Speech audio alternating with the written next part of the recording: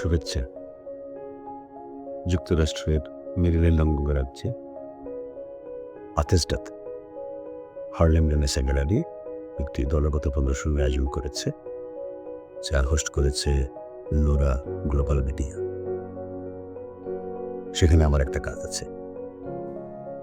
আমার কাজটার নাম ফ্লো অ্যান্ড ফ্লোরা। আমি ঘুরে বেড়াতে পছন্দ করি, প্রকৃতির নানা বৈচিত্র্যময় রূপ দেখতে পছন্দ করি এখানে সেখানে, দেশে বিদেশে বিভিন্ন জায়গায়। তো ওই সকল জায়গায় আমি যা দেখি, হয়তো একটা গাছ, একটা হ্রদ, ছোট কিংবা বড়, কিংবা পাহাড়,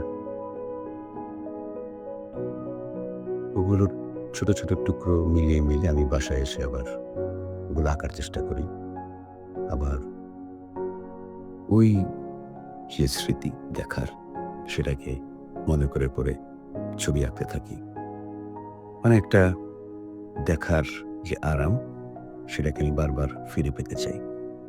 ঠিক ওই কারণেই আমি ওইরকম করে আঁকি। হয়তো কোনো একটা হ্রদের ছবি দেখেছিলাম কিংবা হাওরের ছবি দেখেছিলাম, সেটার পাশে হয়তো কোনো একটা বন। আবার কোনো একটা জায়গায় সুন্দর একটা গাছ, যে তার বিশালত্ব নিয়ে দাঁড়িয়ে আছে সেরকম। তো আমি এক জায়গার হ্রদ কিংবা নদী কিংবা আরেক জায়গার গাছ, কিংবা হয়তো দেখেছিলাম শীতকালে, আমার তো মনে হচ্ছে যে সেটা বসন্তে আসলে তার কী রূপ হবে।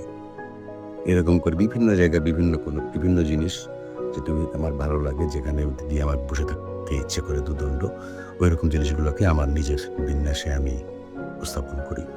তেমনই একটা কাজ ফ্লো অ্যান্ড ফ্লোরা। আমি এই প্রদর্শনীর সাফল্য কামনা করছি।